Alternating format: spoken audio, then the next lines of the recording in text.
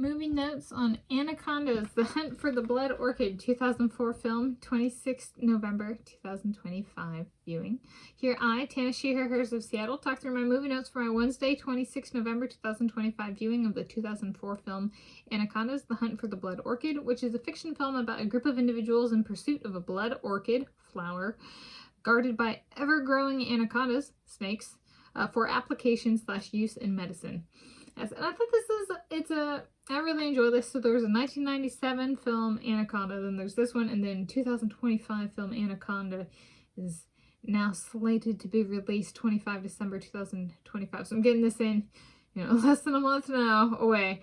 And so when I was returned, this is the one that was available through a public library system, Snow Isle Libraries, and so I was like, all right. I loved this growing up, and I still love it. 5 out of 5, but it might be more like a 101 out of 5, a 102 out of 5. It's a really great short movie that's so I grew up, I love animals, and it was one that I watched, and I was pleased. The zoology focused me, so zoology, study of animals, really appreciated this movie for getting just super basic biology things communicated clearly without being like, here, let me spew a bunch of details at you, like what a leech is or how it works, or what environment they live in. But it does it really well, and it really gets suspense, so it's kind of a horror / thriller, and because these anacondas, which are snakes, and they continue growing in size until they die, and so it's kind of it just does a really great job on suspense within that genre, and they're out in the jungle and that kind of thing, and it's yeah, it's really well done. It's still really well done per my perspective. And is there anything to say about anacondas? So there's of the violent snakes, there's kind of broadly 2 categories of the violent snakes, in terms of how they kill. There's kind of, or at least the better known, there's the venomous snakes, so they bite their prey and then inject venom. An anaconda is not that type.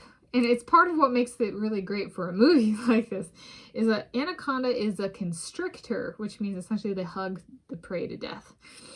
And so what I love about that is, because they can bite but they don't have venom, it's actually like a fight between the humans and the snake. And so it's something that I thought, if there's a snake well suited for there being a movie, the anaconda is the snake, because it's this huge creature in real life too, that kills by constricting or hugging. So you can maybe just you can wriggle and stuff, versus if you get injected with venom and you're just you pass out and you die, right? It's it's anticlimactic. The defeat is deafening, right? Versus with an anaconda, it's there's a chance. So they're gentle giants, so to speak. And so I think the snake choice is really well done. Was really well done.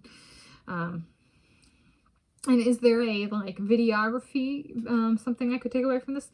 Is my battery, I think, so I had a battery capacity go down 1%, and I noticed that some of my videos had been a little bit long that I'd been filming, and I had noticed that I had battery problems if it went over a certain length. So I'm I think I need to, I've had a few rogue longer ones, and I think I need to not do that, because it actually took my battery capacity down by 1% on my phone. If that, and if I let my phone get below 50% in charge, it doesn't like that. It gets too hot when charging. So I'm it is an old device. It's 2019. It's over, I got it over 6.00 years ago. But it was just it's like an anaconda. The video length keeps growing, but it can it'd be harder to fight off, in terms of the battery going down. Which reminds me, this needs to be shorter. So those are my movie notes on Anacondas, The Hunt for the Blood Orchid, 2004 film, 26 November 2025 viewing.